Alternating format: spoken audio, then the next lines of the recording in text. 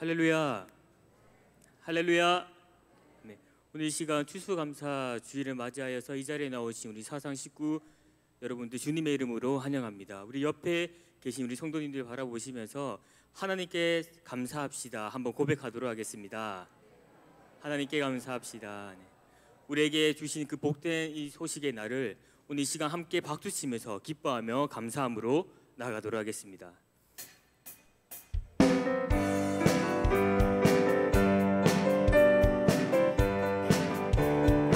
주 예수 내 맘에 들어와, 예수 내 맘에 들어와 계신 후 변하여 새 사람 되고, 내가 늘 바라던 참빛을 찾음도 주 예수 내 맘에 오신, 주 예수 내 맘에 오신, 주 예수 내 맘에 오신, 물 믿는 내 맘에 기쁨이 넘치는 주 예수 내 맘에 오신, 주 예수 내 맘에 들어와 계신 후 망령된 일치를 끊고, 어린 털보다도 더 많던 내 죄가 눈보다 더 희어졌네. 주 예수 내 맘에 오신, 주 예수 내 맘에 오신, 물 믿는 내 맘에 기쁨이 넘치는 주 예수 내 맘에 오신, 내 맘에 소망을 든든히 다짐은 주 예수 내 맘에 오신, 의심의 구름이 사라져버림도 주 예수 내 맘에 오신, 주 예수 내 맘에 오신, 주 예수 내 맘에 오신, 물 믿는 내 맘에 기쁨이 넘치는 주. 우리 1절 한 번 더 찬양하겠습니다. 주 예수 내 맘에, 주 예수 내 맘에 들어와 계신 후 변하여 새 사람 되고, 내가 늘 바라던 참빛을 찾음도 주 예수 내 맘에 오신, 주 예수 내 맘에 오신, 주 예수 내 맘에 오신, 물 믿는 내 맘에 기쁨이 넘치는 주 예수. 3절 찬양하겠습니다. 내 맘에 소망을 든든히 다짐은 주 예수 내 맘에 오신, 의심의 구름이 사라져버림도 주 예수 내 맘에 오신, 주 예수 내 맘에 오신, 주 예수 내 맘에 오신, 물 믿는 내 맘에 기쁨이 넘치는 주 예수 내.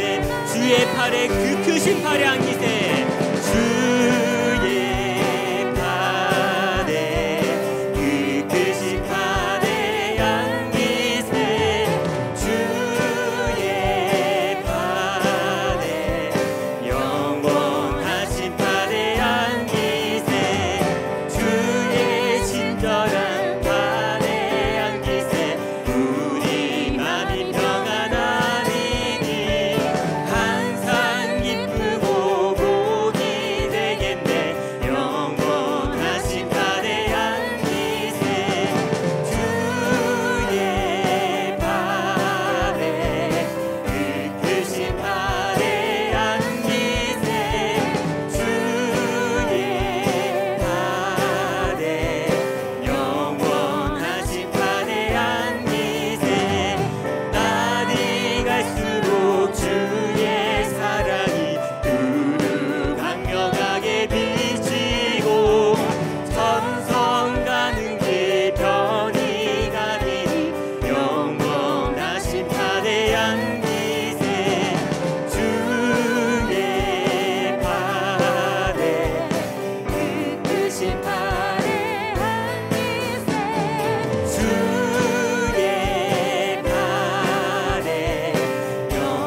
목소리 높여서 고백하도록 하겠습니다. 주의 보좌로 나아갈 때에 기뻐 찬미 소리 외치고 겁과 두려움 없어지리니 영원하신 팔에 안기세.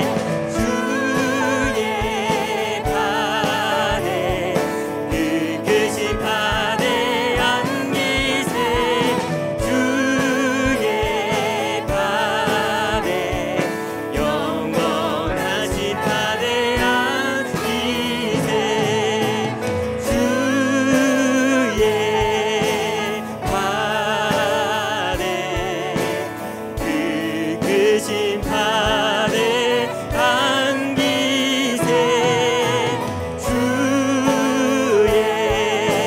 팔에 영원하신 팔에 안기세.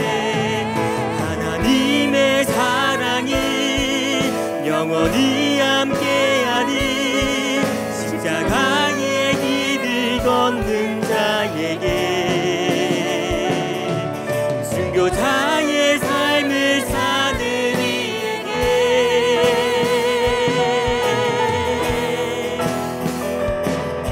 조롱하는 소리와 세상 유혹 속에도 주의 순결한 신부가 되리라. 내 생명 주님께. 우리 한 번 더 마지막으로 고백하겠습니다. 하나님의 사랑이 하나님의 사랑이 영원히 함께하니 십자가의 길을 걷는 자에게 순교자의 삶을 사는 이에게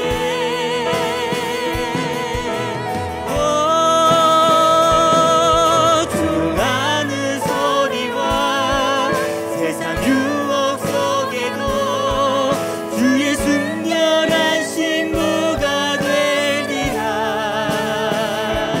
내 생명 주님께 드리니.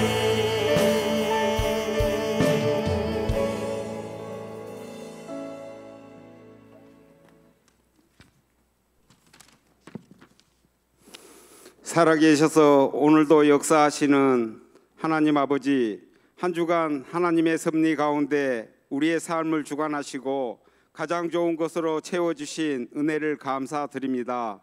십자가의 사랑으로 우리를 하나님의 자녀로 삼아주시고 소망이 없는 세상 가운데 참된 소망을 주신 하나님을 찬양합니다.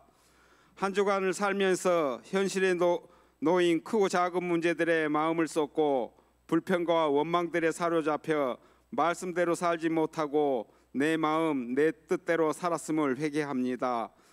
알게 모르게 마음으로 행함으로 입술로 지은 죄들을 이 시간 주님 앞에 고백하며 회개하오니 용서하여 주시옵소서.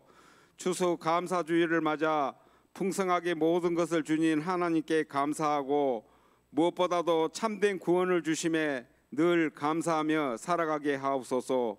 비정관을 위해 기도합니다. 어린아이에서 노년에 이르기까지 한 마음으로 기도하게 하시고 하나님의 마음에 합당한 비정관이 세워지도록 지혜를 더하여 주시고 이를 통하여 다음 세대가 양육되고 든든하게 세워갈 수 있도록 하여 주시옵소서. 이 시간 주의 말씀 앞에 가난한 심령으로 나아갑니다. 설교하시는 권진덕 목사님을 은혜 충만하게 하시고 하나님이 우리 가운데 전하고자 하시는 그 말씀이 온전하게 선포되도록 도와주시옵소서. 그 말씀을 받은 모든 식구들은 아멘으로 응답하시고 삶으로 살아낼 수 있도록 역사하여 주시옵소서. 하나님 홀로 영광 받으시길 원하며 우리를 구원하신 예수님의 이름으로 기도합니다. 아멘.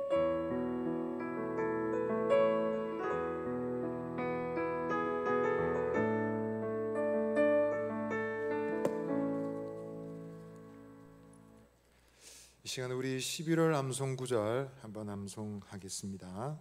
11월 암송 구절입니다. 시작. 로마서 1장 17절 말씀. 복음에는 하나님의 의가 나타나서 믿음으로 믿음에 이르게 하나니 오직 의인은 믿음으로 말미암아 살리라 함과 같으니라. 로마서 1장 17절 말씀. 아멘. 오늘 읽으실 성경은 신약 성경 야고보서입니다. 야고보서 5장 19절로 20절 말씀입니다.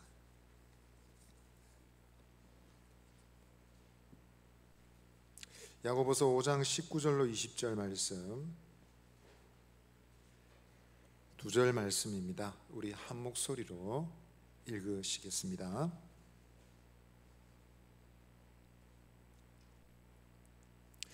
내 형제들아, 너희 중에 미혹되어 진리를 떠난 자를 누가 돌아서게 하면 너희가 알 것은 죄를 미혹된 길에서 돌아서게 하는 자가 그의 영혼을 사망에서 구원할 것이며 허다한 죄를 덮을 것임이라. 아멘. 우리 서로에게 이렇게 말하겠습니다. 예수님 안에 좋은 일이 있습니다.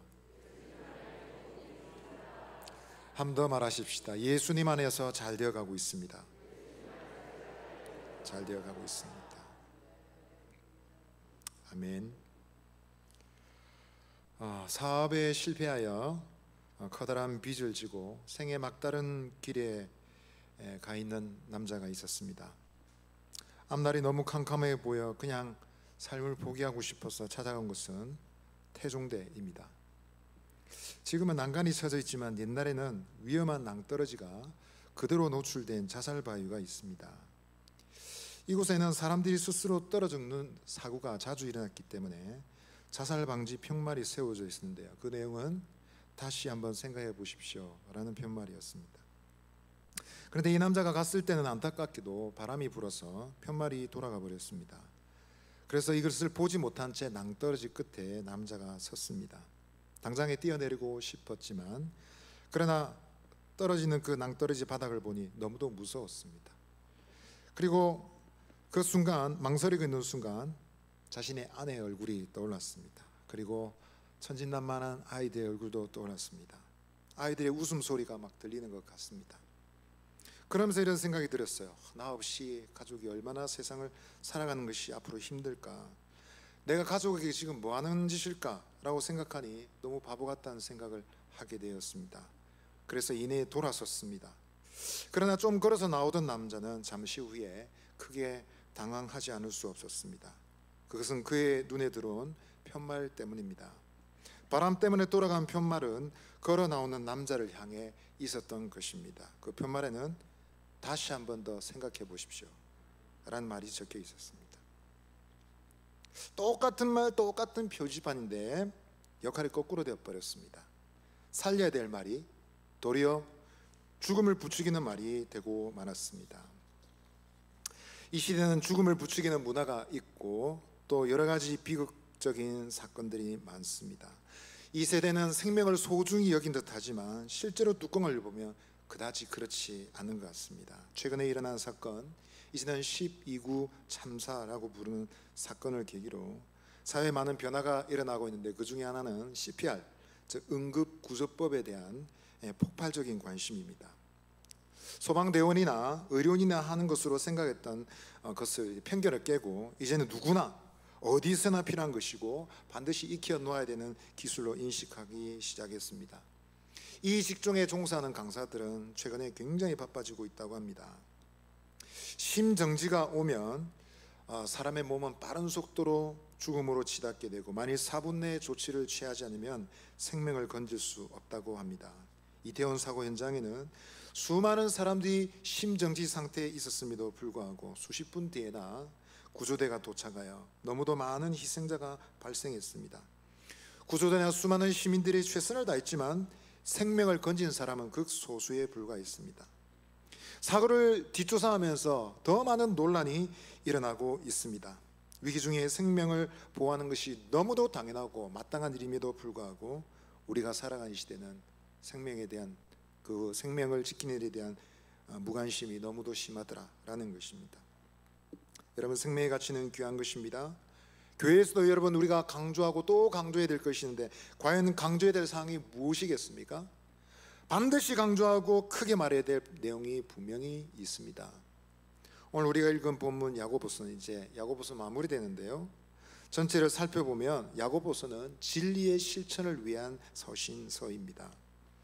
진리를 실천할 때, 행동으로 옮길 때 그것이 진짜 믿음이 된다는 내용이죠. 1장에서는 시험에 올 때 유혹을 물리쳐야 된다라고 말하고 있습니다. 2장에서는 진정한 사랑이란 차별하지 않는 것이며 가난한 자를 업신여기지 마라 했습니다. 3장에서는 혀를 제어해라 라고 말했습니다. 4장에서는 서로 비방하지 마라 했습니다.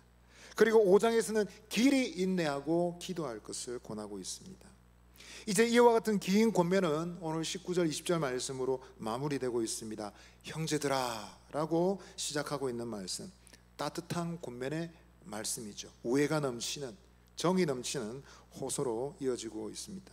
그리고는 이 말씀 뒤에 곧장 마무리되는데 이것은 사도 바울 서신서와는 상당히 차이가 있는 대조적인 양식입니다. 사도 바울의 서신서는 마칠 때에 축복도 있고 송영도 있고 마무리되는 형식이 분명합니다. 그런 바울의 편지와는 달리 야고보서는 갑자기 뚝 끝이 납니다. 바울의 편지와 비교할 때 훨씬 덜 세련돼 보이고 낯설게 보이기도 합니다. 갑작스럽게 마무리되어 편지가 이거 미완성 아닌가, 중간에 잘려나간 건 아닐까, 이런 생각도 듭니다. 하지만 이것이 바로 야고보 선생의 스타일입니다. 그의 방식은 오히려 마지막 강조점이 훨씬 더 강렬하게 작용해야 하는 것 같습니다. 마지막 권면을 하고 딱 끝나니까 그 말씀이 딱 내리에 각인되는 것 같습니다. 그 내용은 형제를 미혹된 길에서 돌아서게 하라 라는 것입니다. 어떤 사람은 이런 양식 때문에 이 부분의 말씀은 앞의 내용과 상관이 없다라 말하지만 꼭 그렇게 볼 필요가 없다고 저는 생각합니다. 야고보서는 시종일관 형제들에 대한 관심을 촉구하고 있습니다. 필요한 자들에게 입을 것이 필요한 자들에게는 입을 것을 주고 먹을 것이 필요한 자에게 먹을 것을 주라 라고 말합니다. 형제들을 비방하지 마라 라고 말하고 있습니다. 오늘 말씀도 그와 같은 연관성 속에서 충분히 이해할 수 있는 말씀이죠. 자, 한번 따라 하시겠습니다. 미혹된 길에서 돌아서게 하는 자가 됩시다. 여러분, 돌아가실 때 이 말씀을 머릿속에 꼭 간직하고 가시기를 바라겠습니다. 안 하실 겁니까? 예, 바라겠습니다. 예, 돌아서고 말씀이 기억 안 나면 그것처럼 허무한 게 없잖아요.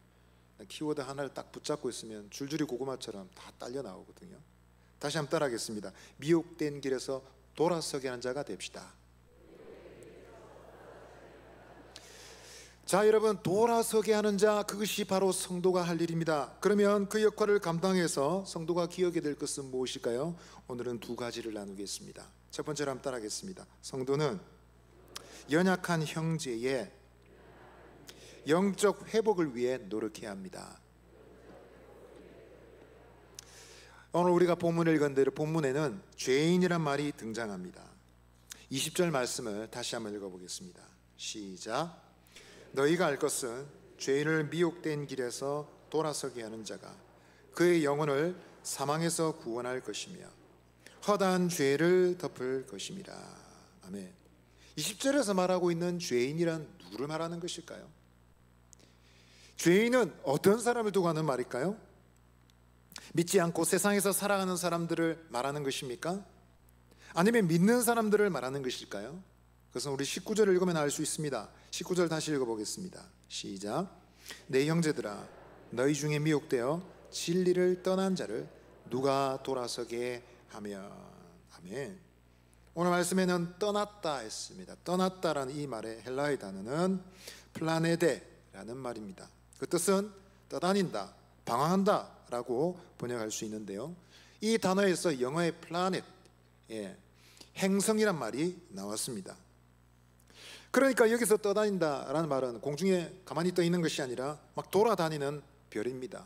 떠돌아다니는 별, 유다서의 표현에 따르면 유리하는 별이라고 말할 수 있습니다. 근데 여러분, 진리를 떠났다라는 말은 무슨 말일까요? 이전에 진리는 알았지만 지금은 떠난 사람이다 말이죠. 진리를 한번 경험해 본 사람입니다. 이미 진리를 아는 사람입니다. 그는 세상에 있는 사람이 아니라 교회에 관련이 있는 사람, 교회에 속해 있는 사람입니다. 그러니까 지금 다루고 있는 문제는 믿지 않는 사람의 회심의 문제가 아니라 예수를 영접하는, 예수님을 처음 믿는 문제가 아니라 영적 회복의 문제다라는 것입니다. 여러분, 믿는 자의 문제라면 먼저 교회에 출석하지 않는 부류의 사람들을 생각할 수 있겠죠. 여러 가지 유혹을 받아서 모임에 나오지 않는 사람입니다. 여러 가지 상황 때문에 모임에 나올 수 없는 사람들입니다. 야고보 선생은 팔레스타인, 즉 이스라엘 지역에서 중심으로 사역했던 분으로 보입니다. 이러한 야고보의 지도 아래 있는 교회는 유대계의 영향을 받는 사람들이 틀림없이 많이 대다수를 차지했을 것입니다. 그리고 뿐만 아니라 그 외에 이스라엘 접경에 있는 시리아 지역에 사람들이 또 신자로 있었을 것으로 볼 수 있습니다. 초대교회는 늘 박해 가운데 있었기 때문에 그것을 견디지 못한 사람들은 옛날로 돌아가는 것이죠. 다시 유대교로 돌아갈란다, 아니면 저기 헬라의 이방 종교로 돌아갈란다. 그리고 종교를 포기하고 신앙을 포기하고 돌아간 사람들이 있었다라는 것입니다. 만약 그 사람들의 경우가 맞다면 진리를 떠난 사람들이란 옛 삶으로 돌아간 사람들입니다. 즉 그들을 생각하면 오늘 말씀은 그들을 돌이켜야 된다, 돌아서게 해야 된다라는 것입니다. 예수 믿는 것 때문에 핍박이 있고 손해가 있을지라도, 예수 믿는 것 때문에 사회적 고난이 있다 할지라도 그럼에도 불구하고 믿음의 자리로 돌아오게 해야 된다라는 것입니다. 오늘 아침에 우리도 그렇게 했죠. 오늘 아침에 우리 온 식구, 교구 온 식구 전원 출석 위해서 애쓰신다고 수고 많으셨습니다. 여러분 아침에 수고 많으셨죠? 예, 왜 어떤 분들은 이렇게 좀 양심의 가책을 받는 표정을 하고 계십니까? 수고 많으셨습니다. 예배 자리를 오래 떠나 있던 교회 식구들, 코로나 때문에 여러 가지 상황 때문에 교회당에 오지 못했던 식구들, 그리고 또 너무 많이 결석을 해가지고 가려니까 부끄러워서 못 가겠다, 그런 분들도 있고요. 최근에 여러분 오랜만에 오시는 식구들, 저도 처음 보는 분들이 있더라고요. 만나게 되어서 얼마나 감사한지 모릅니다. 그처럼 이와 같이 떨어져 있는 여러 가지 이유들로 멀어진 식구들을, 믿음의 형제 자매들을 돌아오도록 해야 된다라는 것입니다. 그러나 진리를 떠난 사람들, 미혹을 받아 진리를 떠난 사람들, 단지 교회당에 있지 않는 사람들, 밖에 있는 사람들로만 볼 수는 없습니다. 교회당 아니냐, 교회당 밖이냐, 단순히 이렇게 구분할 수는 없습니다. 그 이상으로 적용할 수 있습니다. 이것은 마치 탕자의 비유와도 같습니다. 예수님께서 탕자의 비유를 통해서 두 아들에 대한 얘기를 하셨습니다. 둘째 아들은 망나니 같은 아들이었습니다. 아버지 재산을 받아서 사반다는 빌미로 돌아가시지도 않는 아버지에게 유산을 요구했습니다. 거액을 걸머진 아들은 멀리 방탕하게 떠났다가 거기서 흥청망청 마시고 가산을 다 탕진하고 흉년을 만나서 알거지가 되어서 마침내 아버지께로 돌아오는 과정이지요. 그에 대한 이야기가, 그에 대한 묘사가 절대적인 비중을 차지합니다. 그러나 여러분 아시다시피 이 비유의 주된 대상은 누구일까요? 바로 탕자의 형 첫째 아들에 대한 내용입니다. 장남에 대한 관심입니다. 장남은 결코 집을 나가진 않았지만 아버지의 마음과는 가장 거리가 먼 곳에 있었습니다. 예수님은 이야기를 통해서 지적하시는 대상이 있었습니다. 그들이 바로 바리새인들, 사두개인들입니다. 이 사람들은 형식상으로는 유대교를 떠나지 않는 사람들입니다. 일정하게 성전에 참여하고 제사에 참여하고 헌금을 바칩니다. 11조도 합니다.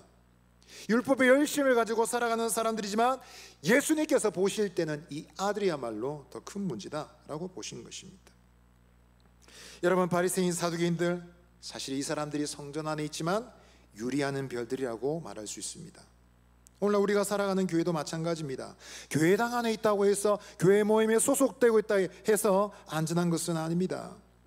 이미 교회 모임에 소속되어 있지만 이미 그 삶이 성경의 가르침에서 많이 멀어진 떨어진 사람들이 있습니다. 마치 미혹되어 떠난 사람들처럼 모임 안에 있음에도 불구하고, 교회당 안에 있음에도 불구하고 그런 사람들이 있다는 것입니다. 여러분, 너무 무리한 지적일까요? 성경에서는 사도 바울도 그런 사람들을 염두에 두고 말하고 있습니다. 고린도전서 6장 9절 10절 읽어보겠습니다. 시작. 불의한 자가 알지 못하느냐, 미혹을 받지 말라. 음행하는 자나 우상 숭배하는 자, 간음한 자나 탐색하는 자나 남색하는 자나 도적이나 탐욕을 부리는 자나 술 취하는 자, 모욕하는 자나 속여 빼앗는 자들은 하나님의 나라를 유업으로 받지 못하리라. 아멘. 이 말씀을 사도 바울은 고린도 교회 성도들에게 하고 있습니다.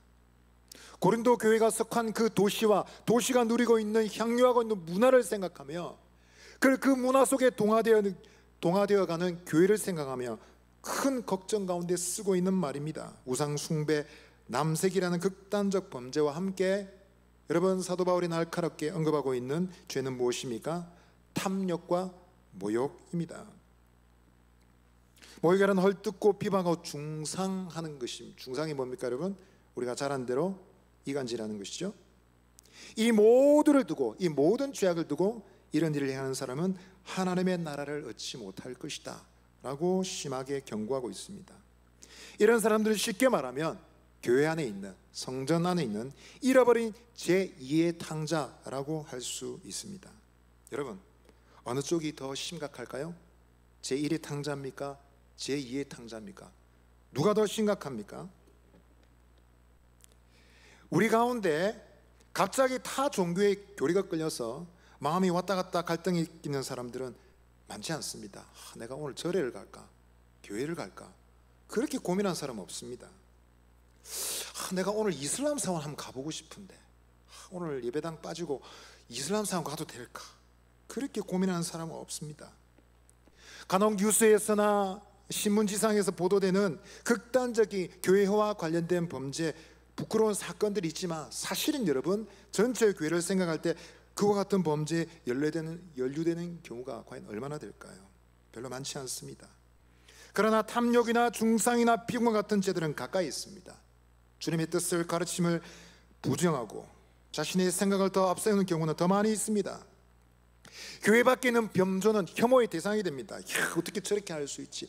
그러나 우리가 신앙생활, 교회 안에, 공동체 내 있다라고 할 때에 그 가운데 벌어지는 잘못에 대해서는 무감각하게 지나갈 때가 많습니다.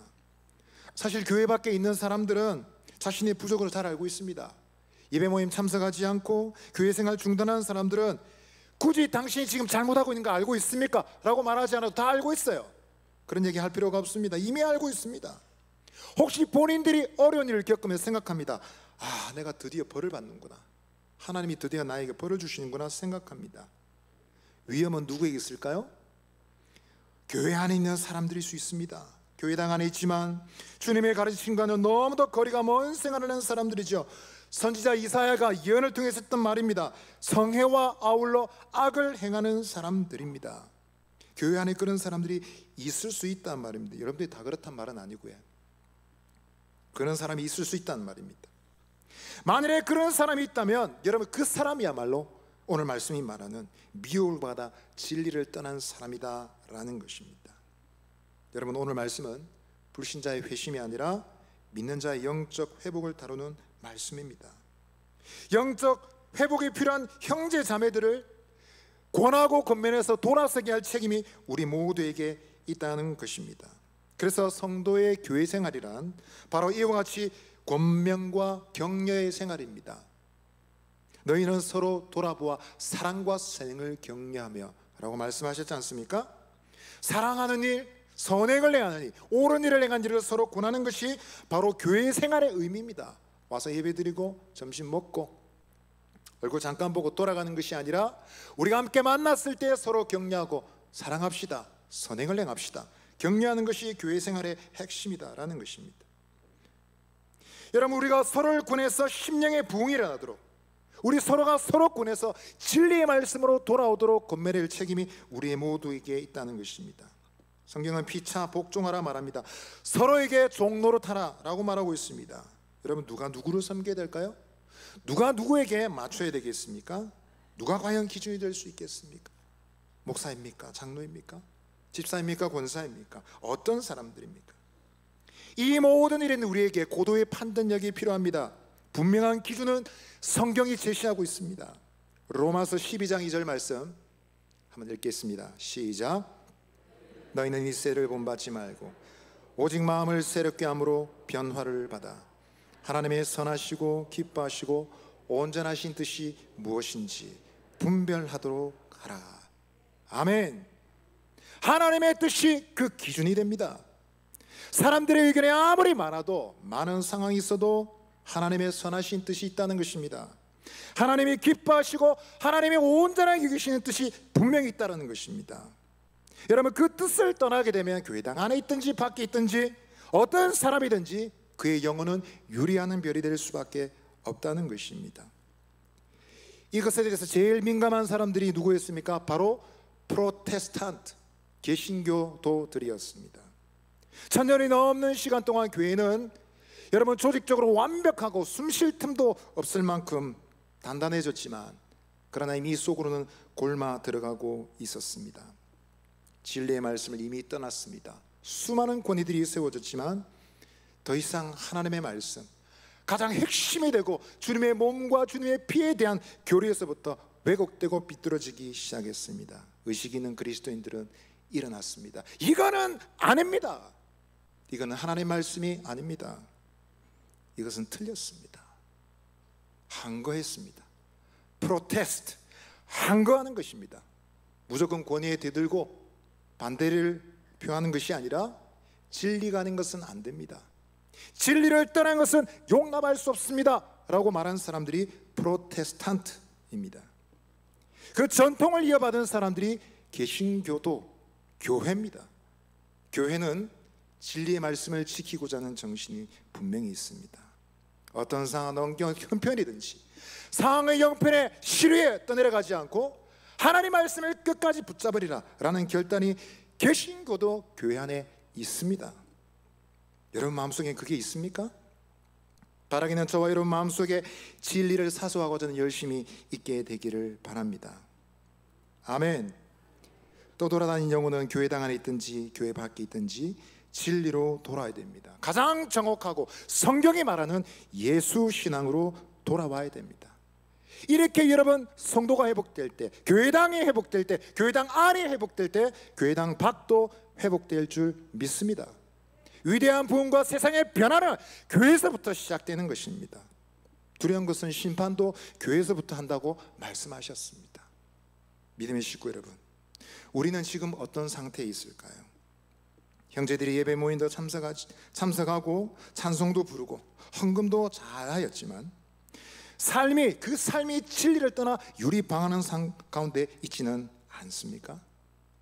우리 교구가, 우리 구역이, 우리 부서가, 우리 기관이, 우리 전도회가 주님의 뜻을 잘 분별하고 살아가고 있는 것일까요? 누구라도 여러분 우리 좌우에 있는 지체가 그런 상황 가운데 있다면 우리 아는 지체들 우리는 권해야 됩니다. 주님으로부터 떠나는 자리에서 주님께로 돌이켜야 됩니다. 주님께로 돌아와야 됩니다 라고 말해야 될 책임이 있습니다. 여러분 우리는 진리를 떠난 사람들을 도와줘야 됩니다. 진리에 열심이 없는 사람, 교회 생활에서 신앙생활에서 멀어져 가는 사람, 그들을 도와야 됩니다. 오늘 아침에 실패하셨다면 다음번에 기회를 또 살려봐야 되겠죠. 포기하지 않고 끝까지 신앙생활 합시다. 돌아옵시다. 교회 생활 다시 합시다. 권해야 됩니다. 또한 여러분 진리에 그릇된 열심을 가진 사람들도 도와주어야 됩니다. 그건 아닙니다. 하나님 말씀을 따라야 됩니다 라고 말할 수 있어야 되겠습니다. 혹시 나 자신이 그렇다면, 나 자신이 떠돌아다니는 별이라면 주님께로 돌이켜야 되겠죠.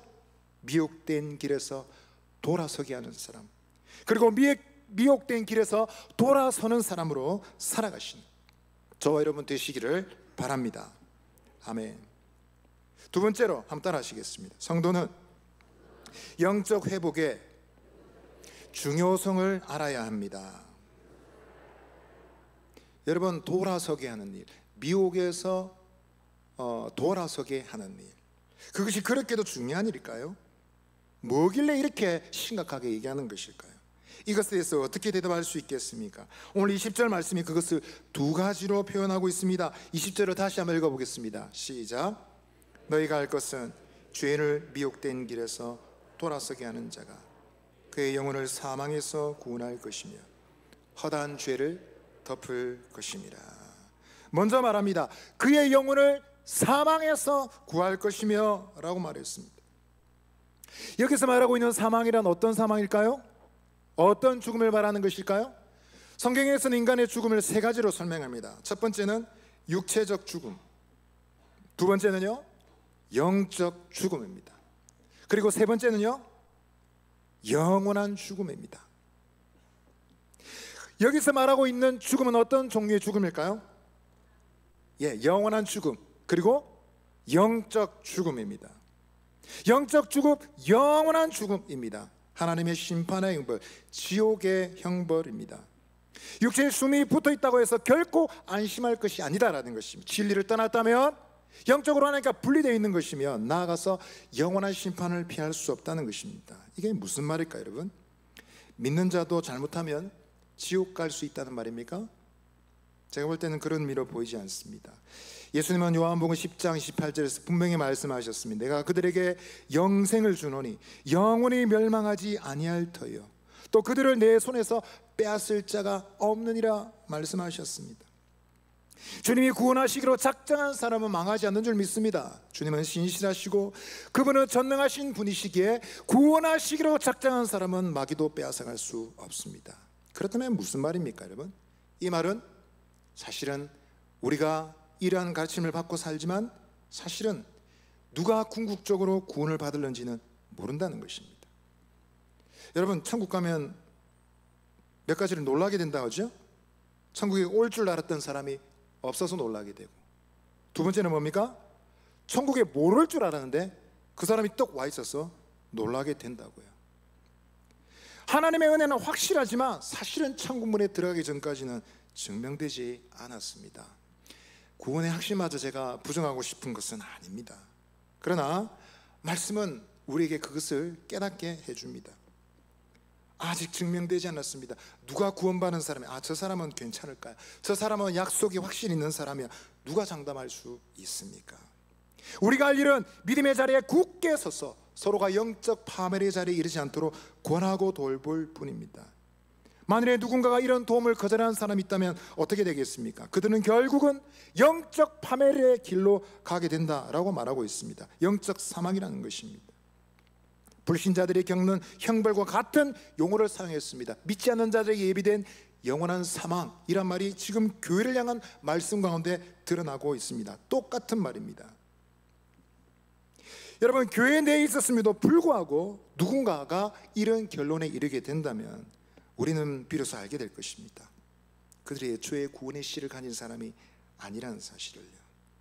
예수님 말씀하셨습니다. 마지막 날에 많은 사람들이 예수님께 와서 주님, 주님, 우리가 주님의 이름으로 선지자 노릇을 하고 병자도 고치고 심지어 귀신도 쫓아냈습니다. 그런데 예수님 뭐라 했습니까?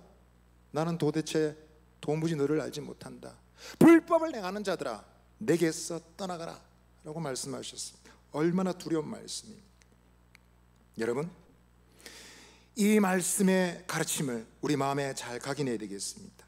여러분, 오늘 말씀에 사망이라고 했는데 여러분, 이 사망은 사람이 쓸 수 있는 여러 가지 말 중에 가장 강력한 표현입니다. 그 영혼을 사망에서 구원할 것이며 라는 것은 우선순위가 어디에 있어야 되는지를 확실하게 보여주는 것입니다. 지금 사람이 죽어나가는데 다른 것 할 수 있을까요? 사람이 죽어서 죽음의 재앙이 들이닥쳤는데 수십 명, 수백 명이 죽어나가는데 뒷짐지고 천천히 걸어서 갈 수 있습니까? 죽음의 재앙이 닥쳤는데 한밤중에 자느라고 몰랐다는 변명이 통할 수 있습니까? 112 긴급전화 통화 기록을 보면서 기가 막힙니다. 4시간 전부터 전화가 빗발칩니다. 여기 사람이 압사당할 것 같습니다. 좀 조치를 취해 주세요. 지금 위험하다고요. 사람이 깔려 죽는다고요. 경찰이 묻습니다. 어느 가게입니까? 가게 이름이 뭡니까? 아니, 그게 아니고 이 일대가 지금 다 난리가 났다고요. 예, 알겠습니다. 그러나 여러분, 아무런 조치가 취해지지 않은 것 같습니다. 물론 전문가는 경찰이 빨리 가지 않은 것만이 아니라 사전 대처를 못한 것이 더 큰 원인이라고 얘기합니다만은 그렇습니다. 여러분, 사람이 죽어간다는 소식은, 사람이 죽을 위험이 있다는 소식은 모든 관심과 주의를 기울이고 완전히 집중해야 될 문제이다라는 것입니다. 여러분, 우리가 우리 신앙생활을 하면서 우리의 우선순위가 어디에 있어야 될까요? 우선순위는 중요성이 결정하는 것입니다. 중요한 가치는, 그 중요하다는 가치는 그게 힘드냐 힘들지 않느냐라고 판단할 수 있는 문제가 아닙니다. 아까 심폐소생술을 말씀드렸는데요, 심폐소생술은 보기보다 간단한 문제가 아니라고 합니다. 흉부 압박은 5cm 깊이로 깊이 눌러야 된다고 합니다. 그 때문에 잘못하면 갈비뼈가 부러질 수 있다고 합니다. 그러나 그럼에도 불구하고 강하게 압박해서 눌러줘야 됩니다. 사람을 살려야 되니까요. 횟수도 1분당 100회에서 120회를 빠르게 눌러야 합니다.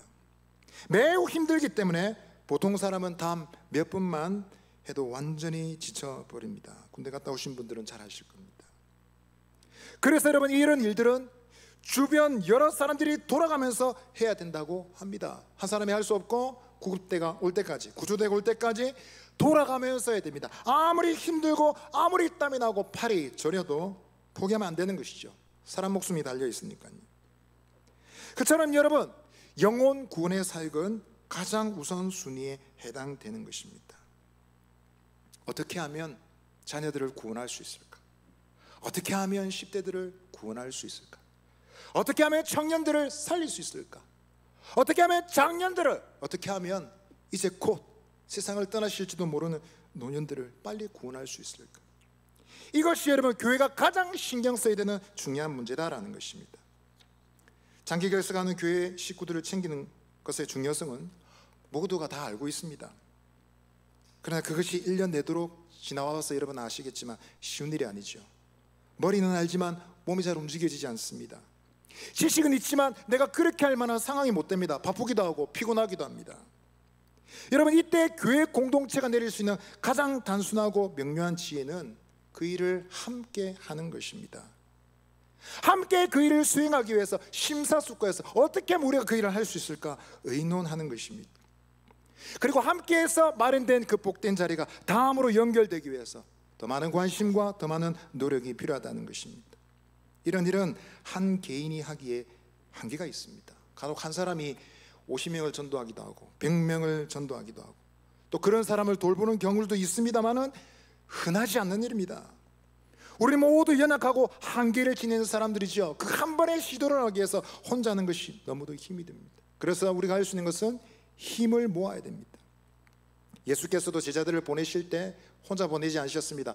둘씩 짝을 보내서 보냈습니다. 건장한 장정 둘을 묶어서, 혼자 가지 마라, 같이 가라 해서 묶어서 보내셨습니다. 이러한 단순한 지혜에 기초하여 우선순위를 두고 시도하지 않으면 어려운 일인 것입니다. 교회와 개인이 함께 힘을 모아야 되는 것입니다. 한번 따라하시죠. 함께하면 쉽습니다. 한번 더 따라하겠습니다. 혼자 하면 어렵습니다. 돌아서게 하는 일, 그 일의 중요성은 두 번째 다음 편에서 알 수 있습니다. 허다한 죄를 덮을 것이니라 했습니다. 사실 이 표현은 영혼을 사망에서 구원할 것이며 라는 말과 같은 말입니다. 그러나 이 표현은 사망에서 건진받고 난 뒤에 더 나아가는 단계를 보여줍니다. 즉 한층 더 깊은 차원의 은혜가 있다는 것입니다. 그 영혼을 사망에서 건질 뿐만 아니라 더 깊고 놀라운 은혜의 자리로 나아가게 된다는 것입니다.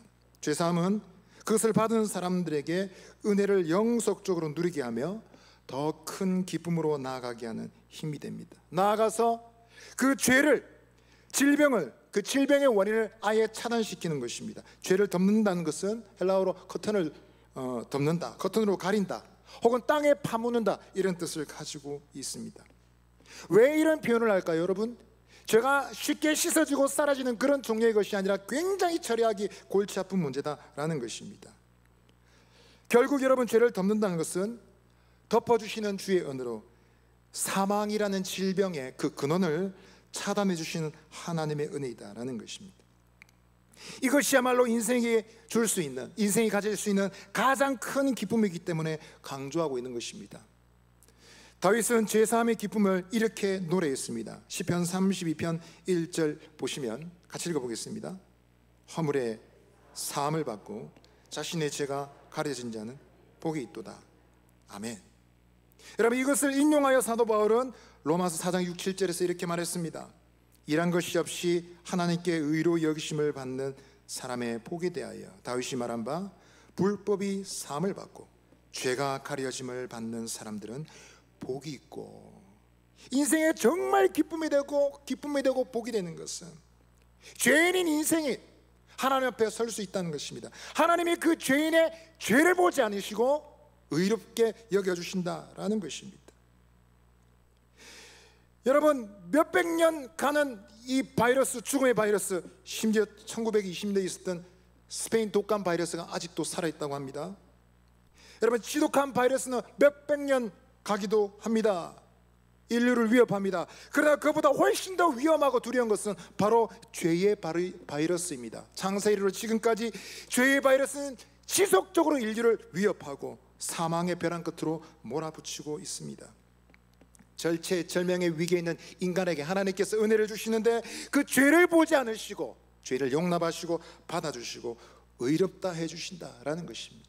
예수를 믿고 십자가로 피어난 사람은 십자가에 숨으면 하나님께서 십자가에 달리신 아들 예수 그리스도를 보시고 그 뒤에 있는 죄인인 우리를 보지 않으신다라는 것입니다. 가난하든 부하든 잘났든 못났든 간에 그 은혜를 의지하는 자에게 하나님 최대의 기쁨, 최대의 은혜를 허락해 주신다라는 것입니다. 믿음의 식구 여러분, 물론 죄사함의 권능은 하나님께 속하는 것입니다. 그러나 오늘 말씀의 표현은 여러분 마치 우리가 할 수 있는 것처럼 얘기하고 있습니다. 그가 허다한 죄를 덮을 것이니라. 우리가 죄를 덮는 게 아니죠. 영혼을 사망에서 구원할 것이며 우리가 구원하는 것이 아니죠.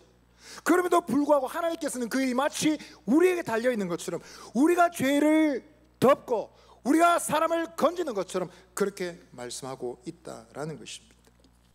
형제가 형제를 권하여 복음의 자리로 돌아오게 함으로써 우리는 이 하나님의 선물을 서로에게 선사할 수 있다라는 것입니다. 하나님을 향한 배역한 마음을 제거함으로써 진정한 영적 회복의 길로 나아가게 할 수 있다라는 것입니다. 적극성이 강조되고 있는 것입니다. 믿음의 식구 여러분 이와 같이 형제들을 권하기를 원하십니까? 어떻게 할 수 있을까요? 많이 해봤는데 안 되던데요. 교회 가자고 얘기해도 안 되던데요. 교회에서 똑바로 살자고 얘기해도 안 되던데요. 어떻게 하란 말입니까? 어떻게 할 수 있을까요?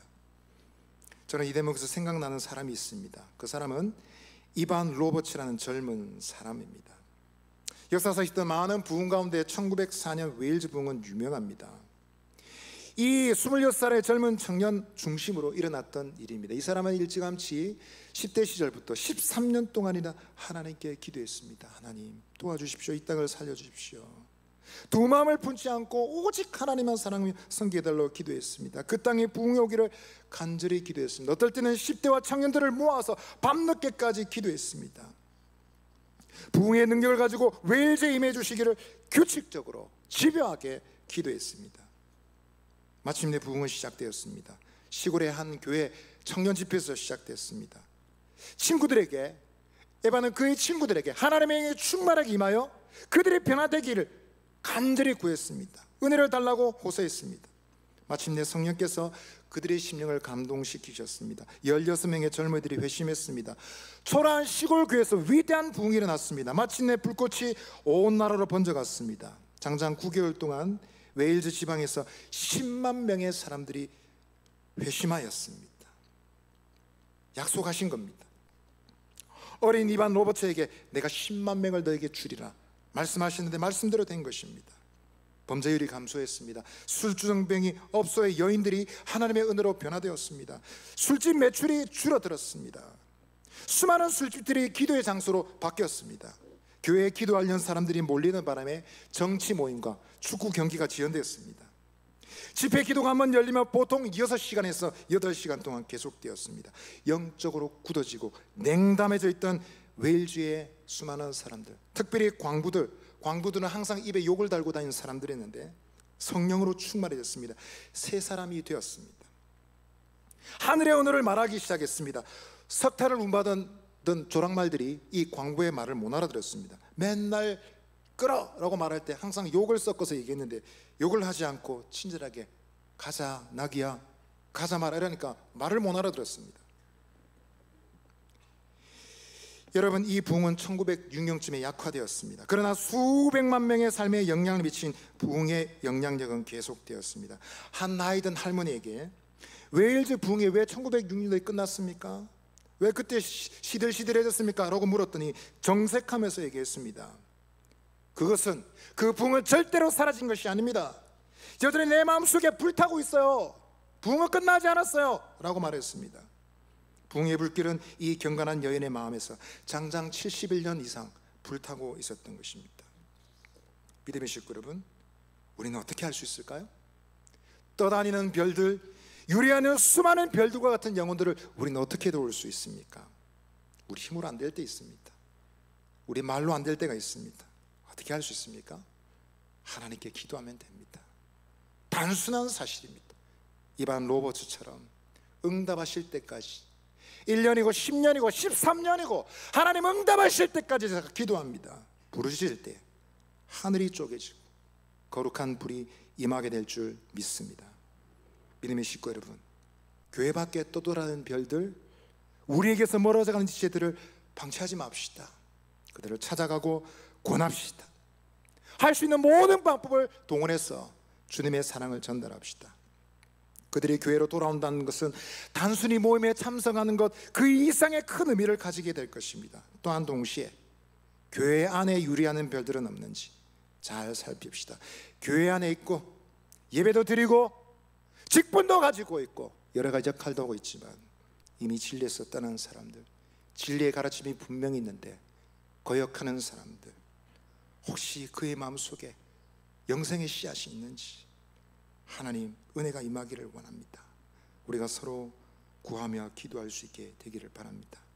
서로에게 권합시다. 하나님의 뜻을, 하나님의 선하신 완전하신 뜻을 따라 삽시다.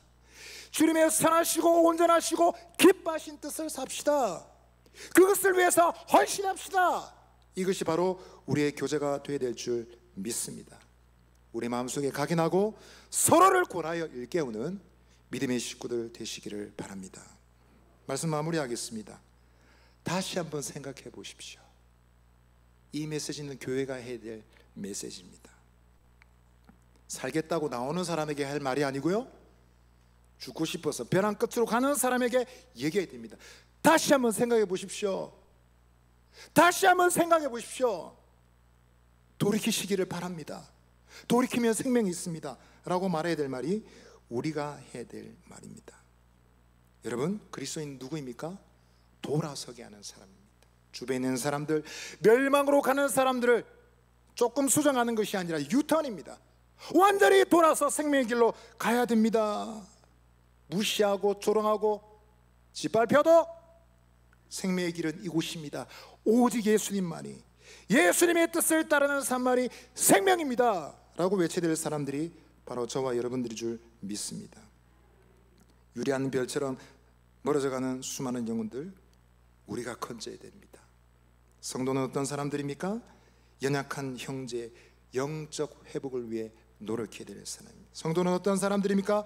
그 영적 회복의 중요성을, 목숨의 가치가 달려있다는 사실을 알고 모든 수단과 방법을 다하여 전 세대를 구원하기로 결단하는 사람들입니다.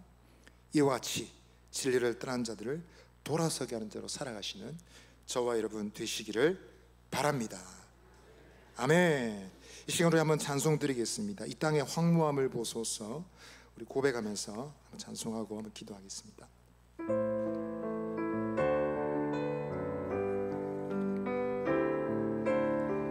이 땅의 황무함을 보소서. 하늘의 하나님, 긍휼을 베푸시는 주여, 우리의 죄악 용서하소서. 이 땅 고쳐 주소서. 이제 우리 모두 하나 되어 이 땅에 무너진 기초를 다시 쌓을 때 우리의 우상들을 태우신 성령의 불 임하소서. 부흥의 불길 타오르게 하소서. 진리의 말씀 이 땅 새롭게 하소서. 은혜의 강물 흐르게 하소서.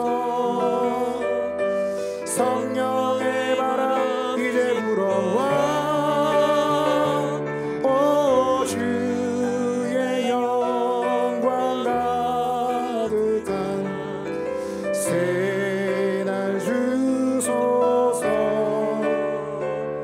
오 주님 나라 이 땅에 이 부흥의 불길 타오르게 하소서.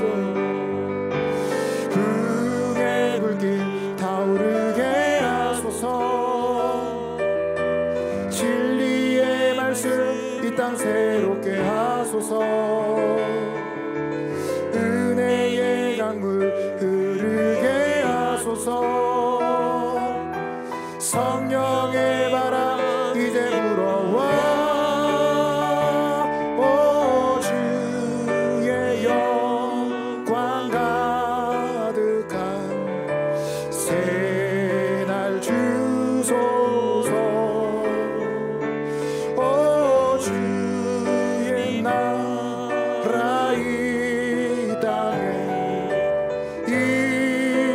임하소. 이 시간 우리 한번 기도하겠습니다. 하나님, 유리하는 별들처럼 하나님 주님으로부터 멀리 떨어져가는 많은 지체들이 있습니다. 우리의 식구들이 있습니다. 하나님, 그들을 돌아서게 하는 자, 그들을 구원하여 생명의 자리로 인도하는 자 되기를 원합니다. 우리는 힘이 부족하고 능력이 모자라지만, 우리의 삶의 설득력도 모자라지만 하나님 주의 은혜로 이 일을 감당할 수 있을 줄 믿습니다. 성령을 부어 주시옵소서. 또 기도할 때 하나님, 우리가 교회 안에 있다 하여 안심하지 아니하고 우리가 날마다 주님의 뜻을 생각하며 그 뜻을 위해 살아가기로 결단하는 저희들 되기를 원합니다. 우리가 모일 때마다 사랑과 사명을 격려하며 주님 뜻대로 삽시다. 하나님이 기뻐하시는 뜻대로 삽시다. 부지런히 관하여 주님이 가장 기뻐하시는 일을 이루는 우리 공동체가 되게 하여 주옵소서. 기도할 수 있게 되길 바랍니다. 이 시간 주여 한번 외치며 기도하며 나아가겠습니다.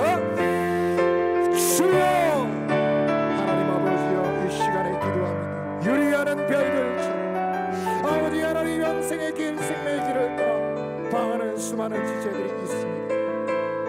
우리가 그들을 아버지 생명의 자리, 구원의 자리로 인도해야 될 책임이 있사오니 사랑하는 주님, 그들의 심령의 은혜를 주시고 영적 부흥이 일어나기를 간절히 기도합니다. 아버지 하나님, 멈추지 않고 간절히 기도하여 그들의 심령에서부터 온 땅에 아버지 변화와 새바람이 퍼져나가는 역사를 보게 하여 주옵소서. 또한 우리가 아버지 주 안에 교제할 때에 아버지 주의 뜻을 따라 하나님이 기뻐하신 뜻을 따라 살자고 서로 권하여 주님이 원하신 뜻을 이루는 공동체가 되게 하여 주시옵소서. 우리 한 번 더 기도하실 때는 오늘 오전에 오신 분들, 오랜만에 오신 분들, 하나님 복 주시고 은혜 베푸시고 주님을 떠나지 않도록 지켜 주옵소서. 우리 사상교회가 하나님 상처받고 방하는 유리하는 별들처럼 떠도는 영혼들을 하나님 사랑하고 섬기고 주님께로 인도하는 일을 가장 잘하는 교회가 되게 하여 주옵소서. 예수의 사랑을 증거하는 일에 하나님 특출난 교회가 되게 하여 주옵소서. 그들을 축복하여 주시고 주 안에서 다시 만나고 또 만나고 계속 만나고, 그래야 아버지 저희들이 회복될 수 있도록 코로나 이전처럼 그보다 더한 하나님의 은혜를 누리는 교회가 되게 달라고 우리 한 번 더 주여 외치고 기도하시겠습니다. 주여, 하나님 아버지여, 이 시간에 기도합니다. 사랑하는 아버지 하나님, 주님께서 은혜를 베푸시고 우리 오랜만에 만나게 하시는 믿음의 식구들 그리스도 안에 은혜를 베풀어 주시고 저들이 주 안에 머물기를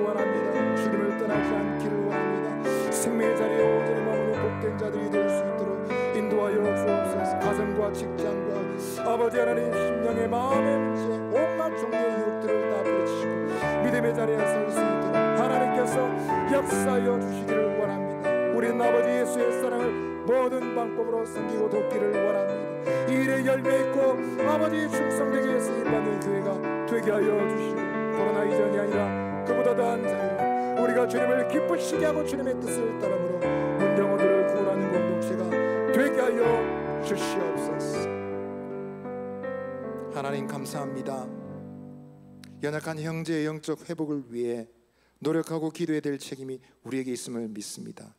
우리가 그들의 죄를 사하는 것도 아니고 우리가 그들의 영혼을 건질 수 있는 능력이 있는 것도 아니지만 마치 우리가 할 수 있는 것처럼 말씀은 오늘 우리를 격려하였사오니 말씀의 격려를 받아서 담대히 기도하며 노력하기를 원합니다.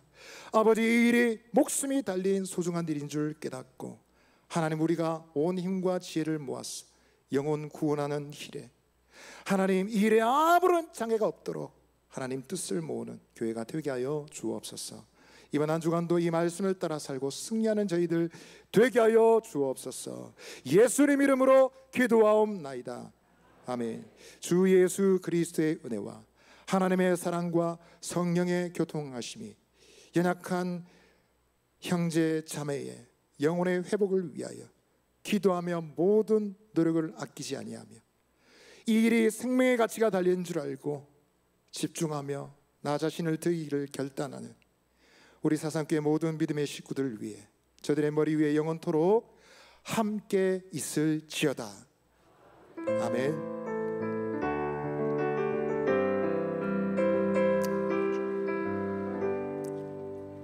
예배 모임 마쳤습니다. 평안히 돌아가시기 바랍니다.